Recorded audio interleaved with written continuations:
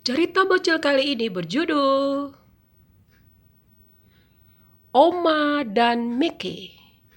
Mari kita simak cerita ini. Papa dan Mama sibuk kerja setiap hari di kantor. Mickey setiap hari kerja pun dititip di rumah Oma. Dan hanya Sabtu dan Minggu Mickey tidak datang. Maka sejak dia bayi, Oma terbiasa bersama cucunya itu.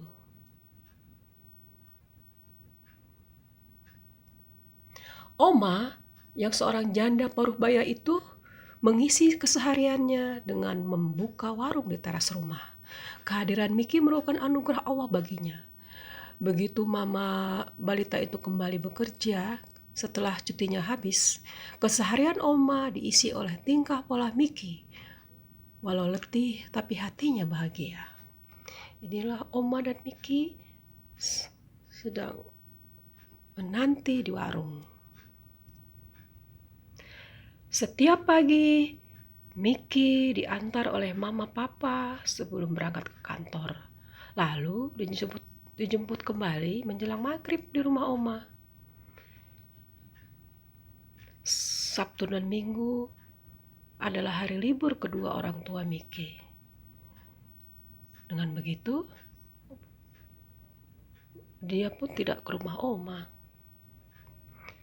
Lihat, ketika Mickey sudah diantar ke rumah Oma, dari Mickey pandai berdiri, berjalan, dan bicara, Oma yang pertama kali mengetahuinya. Mickey bisa menyanyi, mengaji, sampai mengenal huruf dan angka dibimbing oleh Oma. Kini Mickey sudah 4 tahun. Oma bangga padanya. Nanti kalau Mickey sudah sekolah, Mickey paling pintar ya. Ya sayang, kata Oma. Mickey tampak tersenyum bangga.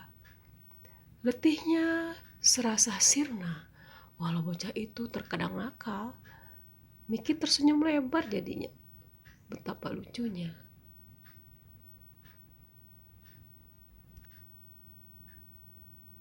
Bila Mickey tak datang, sehari saja, Oma pasti bertanya-tanya pada mama atau papanya.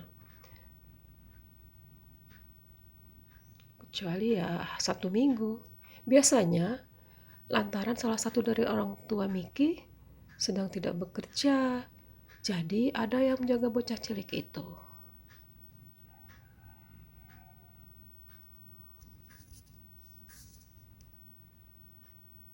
Pagi hari ini, Oma sudah membuka warung. Ia seperti biasa rapi untuk menunggu pembeli dan menanti kedatangan Mickey.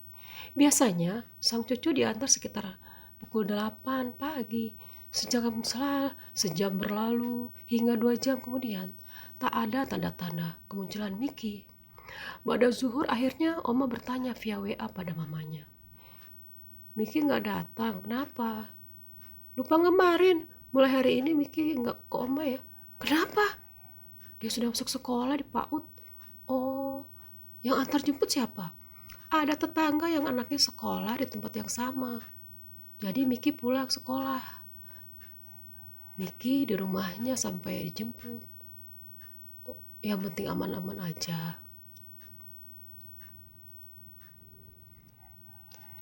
Tampaklah Oma yang saling mencat via HP. Oma terhenyak dalam diam. Diletakkannya HP di atas meja. Dalam benaknya sudah terpikirkan hari-hari sepi tanpa Mickey. Bagaimana ketika ia memandikannya, menyuapinya, mendengar tangisan dan celotehannya di tengah kesibukan melayani pembeli warungnya. Sungguh membuat Oma merindukan sosok Mickey. Bisa jadi ia tak dapat bertemu bocah itu sesering biasanya. Tapi Ia harus memaklumi hal itu. Tamak Oma yang tengah merenung.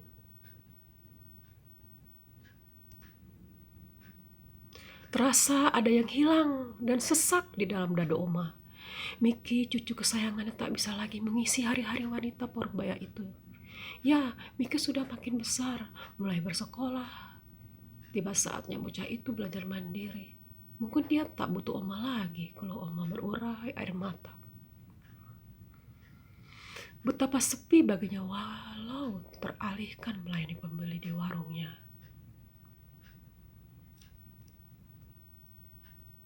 Tampak Oma yang merenung dengan titik air mata. Miki tumbuh semakin besar. Oma pun sudah bertambah usia. Tiba-tiba Oma merasa tak enak badan. Ia menutup warung beberapa hari. Ia jadi suka melamun sendirian. Di hari kelima tak disangka Miki muncul di antar mama. Oma, serunya riang menghambur ke pelukan Oma yang baru membuka pintu rumah.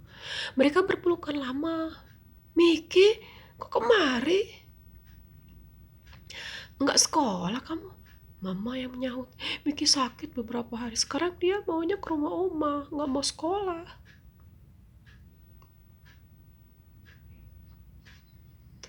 Oma juga sakit loh. Ini baru enakan. Ujar Oma senyum lebar. Wah, Oma dan Miki sakit merindu ya. Seloroh Mama sebelum berangkat kerja. Lihat Oma yang berpelukan dengan Miki.